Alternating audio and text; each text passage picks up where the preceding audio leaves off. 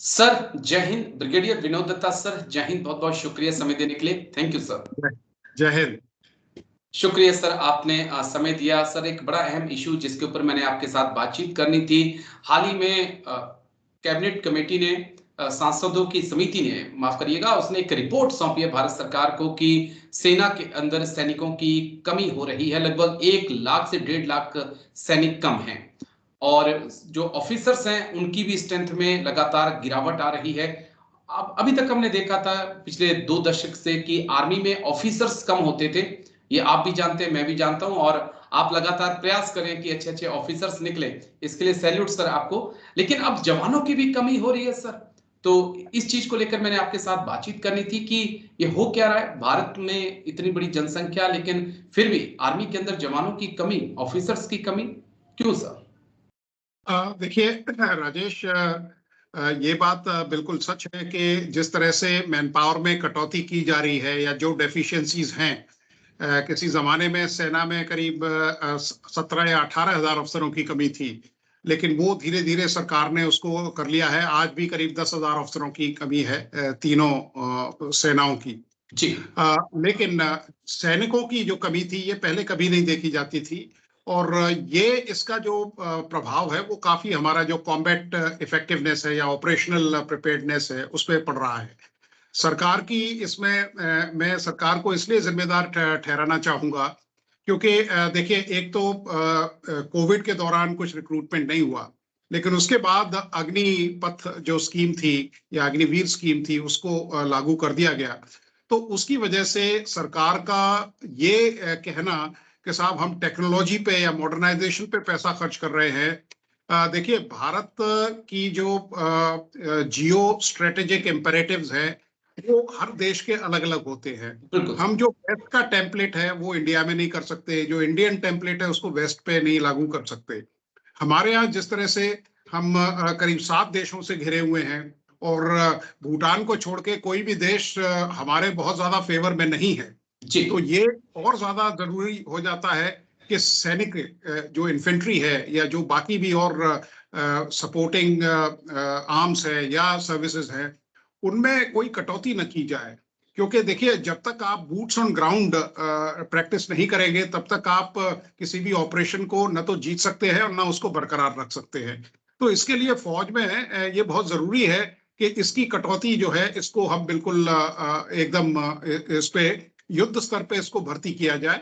और मेरा तो मानना ये भी है कि जो अग्निवीर स्कीम है उसमें भी बदलाव किए जाएं। हालांकि सरकार ने आश्वासन दिया है कि वो इस तरह की चीज करेंगे। जी सर, क्योंकि जो टास्क हैं सेना के, जो ऑपरेशनल टास्क हैं, एडमिनिस्ट्रेशन के जो टास्क हैं, वो तो कम नहीं हुए हैं, वो तो उतने हैं। मैं कहूंगा कि ज्यादा बढ़ गए हैं, अभी चुनौतियां और बढ़ रही हैं। तो अगर आप के पास स्ट्रेंथ कम है तो इसका मतलब जो इस वक्त सेना के अंदर मौजूद हैं उनके ऊपर वर्किंग लोड भी बढ़ रहा होगा, प्रेशर ज्यादा होगा इस वक्त सर। हाँ बिल्कुल, आप देखिए जिस तरह से सेना में पहले कभी डिप्रेशन या इस तरह के लो सिंड्रोम वगैरह की बातें कभी नहीं सुनने को मिलती थी जब हम यंग ऑफिसर्स होते थे, लेकिन आजकल इस तरह की काफी वारदातें आ रही हैं। और इसका एक ही कारण है कि जो स्ट्रेस है, ऑब्वियसली जब एक सैन्य अधिकारी या एक सैनिक को जब बहुत ज्यादा काम करना पड़ेगा और वो विषम स्थितियों में काम करते हैं, कोई ये they are not working in air condition environment, तो उसका जो स्ट्रेस लेवल है वो काफी बढ़ता है और उस पे उसकी जो हेल्थ है उसके ऊपर काफी इम्पैक्ट पड़ता है।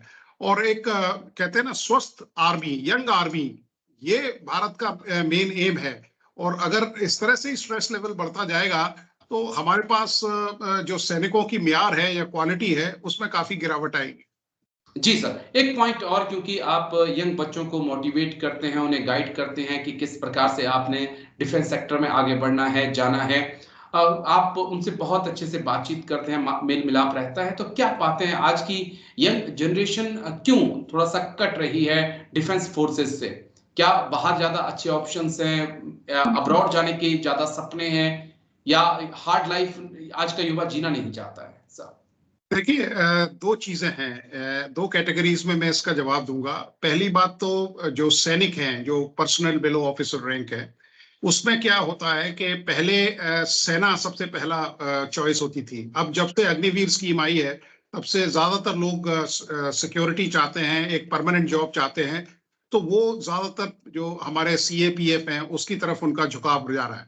सेकंड जो क्वालिटी है वो सेना में आ रही है, जो भारत की सेना के लिए बिल्कुल ठीक नहीं है। रही बात ऑफिसर्स की, ऑफिसर्स में देखिए हमें वो क्वालिटी नहीं मिल रही है। इसीलिए आप देखिए 2022, 23, 24 में जो मुहिम उठाई थी सरकार ने, उसमें करीब 1150 बच्चे हमने सेलेक्ट किए थे। उसके बाद 1250 और 1750 23 में बच्चे सेलेक्ट किए हैं बतौर ऑफिसर्स। तो और रिक्वायरमेंट हमारी करीब 2500 की है, सारी एंट्रीज को अगर हम मिला दें।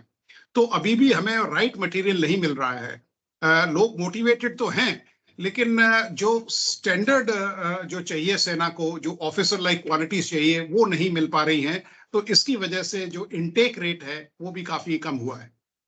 जी, एक सवाल और थोड़ा ये जियोपॉलिटिकल है, क्योंकि हाल ही में रूस से खबर सामने आई, व्लादिमीर पुतिन ने ऐलान किया कि लगभग वो 1.5 लाख सैनिकों की भर्ती करेंगे और 15 लाख की आर्मी तैयार करेंगे जो सर्विंग होगी और जो एक्टिव होगी, और रिजर्व मिला के लगभग वो 28 से 30 लाख की फौज अपने पास रखना चाहते हैं। वो भी उस वक्त जिस वक्त ये क्लियर है कि आसपास में कोई खतरा नहीं है, जब तक पुतिन अटैक नहीं करेंगे तब तक नेटो भी उनके ऊपर अटैक नहीं करेगा। लेकिन हमारी अगर भारत की सिचुएशंस को हम देखें तो जिस प्रकार से आज चीन है, जिस प्रकार से पाकिस्तान, और जिस प्रकार से अब मैं बांग्लादेश को भी उसमें ऐड करता हूं, तो कई बार ऐसा लगता है कि जंग ज्यादा दूर नहीं है। इस बीच घटती सैनिकों की संख्या कितनी बड़ी चिंता हो सकती है सर?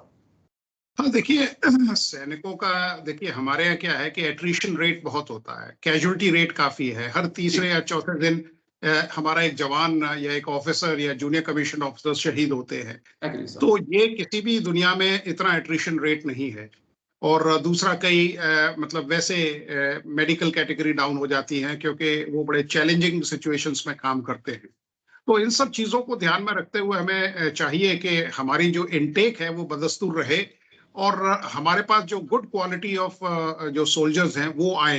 क्योंकि भारतीय सेना बड़ी एक मोटिवेटेड आर्मी है, और हमारी जो बैकबोन है वो है डिसिप्लिन, और हमारे जो कर्मठ जवान और जूनियर कमीशन ऑफिसर्स।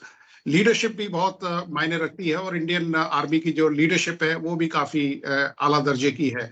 तो इन सब चीजों को रखते हुए हमें सैनिकों का जो मनोबल है उसको ऊंचा रखना पड़ेगा। जो बेस्ट है वो सेना को आना चाहिए, और सरकार को इस पर त्वरित एक्शन लेना चाहिए। ये जो डिले हो रही है, क्योंकि देखिए ह्यूमन कैपिटल की हमारे यहाँ कोई नहीं है। हमारे यहाँ we are a young nation, 28 साल हमारी एवरेज एज है।